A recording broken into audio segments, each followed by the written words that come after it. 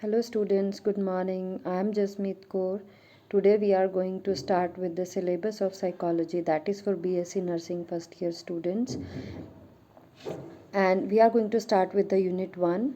In this unit we are going to study basically, first of all, we will discuss about the meaning and definition of psychology, then schools of psychology, scope of psychology, methods of psychology, relevance of psychology in nursing profession. So let's talk about psychology today. The symbol that we use for psychology, that is this list. Before we are going to start about the meaning and definition of psychology, let me ask few questions from all of you that we came across from our day-to-day life. We faced such kind of things, such kinds of feelings in our day-to-day life. For example, sometimes I just feel happy or sad without any reason. Sometimes I feel like I just want to be silent, I don't want to talk to anyone, or sometimes I am very much talkative. Sometimes I feel like I don't want to do anything, and even I don't know about the reason about that thing. And sometimes I am very much talkative. Sometimes I want to leave each and everything. I just want to go somewhere, but I don't know even why. Or sometimes I am very happy. I just want to dance. I want that every person should behave like me the same. And many of the time, sometime we are able to find out the answers of such kind of questions, but sometimes it is very difficult to find out the answers of such questions. And do you know what? This psychology subject is going to give the answers of all such kinds of questions. So let's start with the meaning of psychology. Psychology, this psychology word is derived from two Greek words, psyche and logos. The meaning of psyche was taken as the study of soul. This was the meaning when the psychology subject was combined with philosophy. In the ancient time, psychology and philosophy, they were combined subject. At that time, the meaning of psychology was taken as that in this subject we are going to study soul. But then the modern psychologists, they just ask question from the philosophers that how they are going to study someone's soul. Then there were many researches that were going on to study the soul, but scientifically they were not able to prove this thing that yes, there is a soul inside us, and how can we study that soul. So when they were not able to give the proof or scientific reason to study the soul, because this is not an object like the our heart, our nervous system, brain, digestive system, all these things we can study, these are an object. But when it comes to the soul, first of all, we cannot see it, we can feel it, but we cannot see it, we cannot touch it. That is why this soul term was removed from the psychology. Now when this term was removed, side by side, philosophy and psychology, they become separated. Nowadays psychology is an independent subject and philosophy is an independent subject. Then continuously psychologists were doing study for that how can we study mind, how can we explain this or define it, that what we are going to study in psychology. After a research, psychologists, they were able to give us a term that in psychology we are going to study mind. And somehow this term was accepted by some of the psychologists, some of the people, that yes, we can study mind. But then there were also lots of questions that how can we study mind, because first of all, let me ask one question from you. If I am going to say that can we study mind, then some of you may say that yes, we can study mind. Some of you may say that no, we cannot study the mind. Now what is the right answer? The right answer for this is that yes, we can study mind, but up to a limit. Now what is that limit? We can study mind only when it does functions, means when it is in active phase. When mind is active, we can study that right now I'm talking to you and you are listening to me, that means this is our conscious mind. There is one another aspect of mind, that is subconscious mind. Right now I am not aware, but if you are going to ask from me that what you had in your dinner yesterday, then right now I am in conscious, then I am going to put some pressure over over my mind, and I will try to recall that thing. So that means here I am using my subconscious mind. And there is a third level of mind also, that is unconscious mind. Unconscious mind is that when this is that part of mind that I am not aware about that thing, and also I don't want to be aware. So that means we can study mind, but up to a limit. So that means we can study mind only when it is functioning. So that is why this term was also not accepted by many of the people, because it was not a complete definition. Then this term was also removed from psychology. Then there was a new term that came in the psychology, that after doing many of the researches they were able to conclude that what exactly we are going to study in the psychology. And this definition was widely accepted by many of the psychologists. This is a definition that psychology is a scientific study of human and animal behavior. That means in this subject psychology, first of all it is a scientific study. Now when psychologists are saying that it is a scientific study, that means we are going to study the behavior of any individual on the basis of some proofs, facts and experiments. We can say any subject as a science subject only when that is based upon logics, experiments or proofs. So that means when we are going to study the behavior in this subject, then we are going to explain each and everything on the basis of some facts, proofs or experiments. So that means in this subject we are going to study, scientifically study the human and animal behavior. And now science itself is saying that this is based upon logics and experiments. But when it comes to the behavior, means how are we going to study the behavior? To study the behavior of any human, we need to study three activities: motor activities, cognitive activities and emotional activities. Motor activities are the activities related with our walking, talking, dressing, personality, and mental health. And let's say that you are going to face someone, you are going to receive someone. Now when you are going to receive that person, first of all it's a normal human tendency, the moment I am going to see any stimuli or any person, first of all I am going to observe the outer behavior of that person, means how this person walks, how this person talks, and what is his or her dressing sense, what is his overall persona, and about the mental health also. Then after studying the motor activities of that person, we are also going to study the cognitive activities. Cognitive activities are the activities related with the mind. Now after assessing motor activities, we need to assess that person's cognition level also. Cognition level means we are going to see that is this person is having proper senses, or if I am talking to that person, he or she is paying proper attention to me or not, how this person is going to receive the stimuli, how this person is going to learn, what are his or her learning capacities, what is his or her memory level, what is his or her intelligence level or aptitude, etc. So in this cognitive activities we are going to assess all these sensations, attention, perception, learning, memory, etc. Then the third activities are called as the emotional activities. Emotional activities includes the activities related with your emotions, your motivations, stress, conflict and your frustrations. Means how you react. Whatever you are going to face, you people, situations, what are your emotional levels? And yes, when we are going to study anyone's behavior, it may be for the human or animal, we need to assess all these activities so that we can study a human being or an animal in a complete form.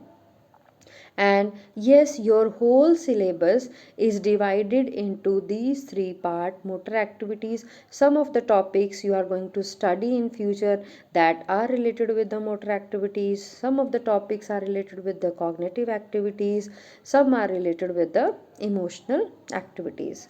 So this is all about meaning and definition of psychology. Now, after discussing about the meaning and definition of psychology, let's talk about its history, because history is the part of any syllabus or any person. So how this psychology subject become wider and wider and wider. So this question is also called as schools of psychology. Schools of psychology. Psychology has been studied in some forms or others as far as the time of Aristotle. In the beginning, as I have already discussed this thing with you in the meaning and definition, that in the ancient time or in the earlier time, it was combined with philosophy, but slowly and gradually it become an independent subject. And nowadays psychology subject is in wide use, and in the most of the branches we use psychology subject. And different people have different ideologies related with the history of the psychology. That is why they gave some important schools of psychology. Schools of psychology are divided into five schools: structuralism, functionalism, behaviorism, Gestalt psychology, and psychoanalytical psychology. Structuralism school, it was given by William Wundt and his student Titchener. Titchener was trained under Wundt's guidance in his laboratory and was further appointed in Cornell University of America. First of all, this structuralism school, this was given by William Wundt. Titchener was his student. Both of them, they opened this school that is called as structuralism. Titchener was the student of Wundt. He worked under the guidance of Wundt, and then they opened a new laboratory in the Cornell University of America. And to study human behavior, Wundt used introspection method, and Titchener called introspection method as self-observation. With the help of this method, we can assess feelings, sensations, and consciousness of any person, but we cannot assess motivation and feelings. That is why this school is not so much important nowadays. But yes, as this is the base of the psychology, yes, in some of the settings we use introspection method to study humans feelings, sensations, and consciousness. Then the next school is functionalism.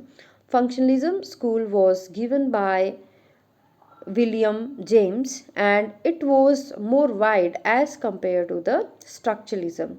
The theories and the laws of this school were propagated on the basis of the data obtained from the study of children's, animals, and many mental patients. So basically what William James did, he conducted many researches on children's, animals, and mental patients, and then he developed a new theory. He gave us some new methods so that we can study human behavior. And there were many psychologists who supported actually William James, and these psychologists were John Dewey, J.R. Angel, Cattell, Thorndike, and Woodworth.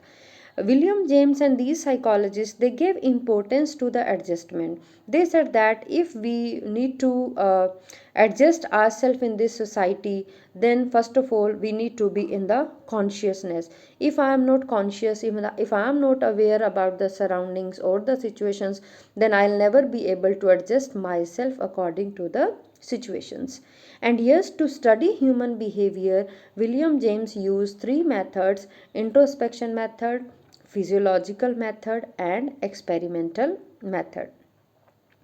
Then the third school was called as behaviorism. Behaviorism was given by J.B. Watson, Lashley, Tolman, Hull, and Skinner. Behaviorism, when this school came, first of all they just discarded introspection method. They said that we cannot study anything by this method, so they just removed this term. They also removed soul and consciousness term from the psychology. They, yes, there was a main contribution of this behaviorism school, that they gave a new subject matter, a new syllabus to the psychology, and they developed this subject matter from the combination of biology, physiology, and psychology. Even in your syllabus, when you are going to go through our syllabus, then you will be able to see that our syllabus is the combination of these three subjects. And when they gave this new subject, this gave a new different subject matter to the psychology. Then the fourth school of psychology is Gestalt Psychology. Gestalt Psychology, this school took birth in 1912 at Germany, and three German psychologists who played important role in the development of this school, that was Max Wertheimer, Kurt Kofka, and Wolfgang Kohler. And these three people, they took this Gestalt term from the German word, because these three people were belong from the Germany. So they used the word Gestalt. The meaning of this Gestalt is wholeness. The meaning of wholeness is that, according to these three psychologists, they said that whenever we see any person or stimulus, we perceive that in a complete form, not in the parts. And many of the people, they use nowadays the theory of wholeness that is given by Gestalt psychology.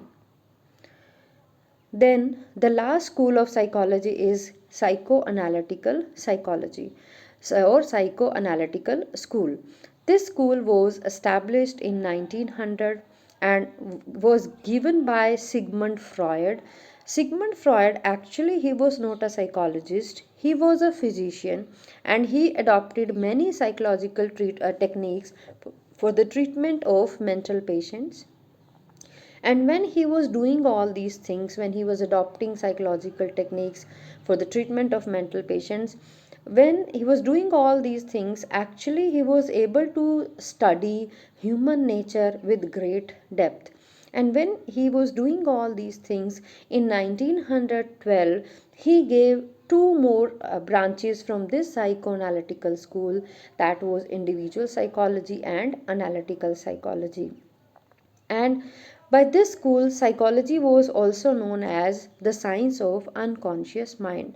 So basically, the unconscious mind term was given by Sigmund Freud, and he also correlated this unconscious mind term with dreams. According to him, whatever is in our unconscious mind, that comes to us with the help of dreams. And he also wrote a book on the dream analysis also. And then he also proposed some alternative answers to our day to day problems, like why a person suffers, why this person is not able to do adjustment, why this person reacts in a certain way. So he gave an alternative answers to such kind of questions.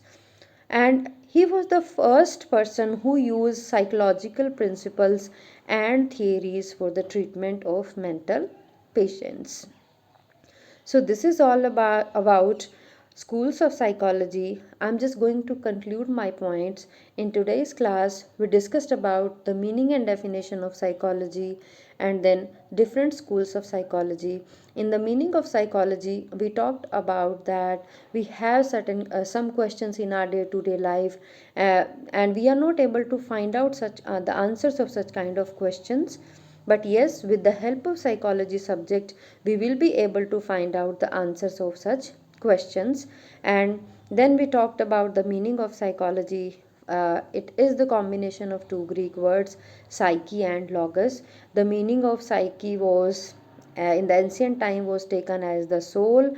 Logos means study of, but this term was removed because we cannot study as an soul as an object.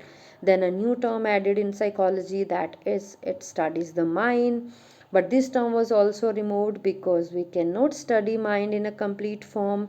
Then a new definition came that it is a scientific study of human and animal behavior. To study human and animal behavior, we need to assess three activities: motor activities, cognitive activities, and emotional activities. Then we discussed about the second question, that is the schools of psychology. We discussed five schools: structuralism, functionalism, gestalt, and behaviorism, and psychoanalytical school. So this is all about today. We are going to start with the next topic in the next class, that is the schools of psychology. Take care. Bye bye.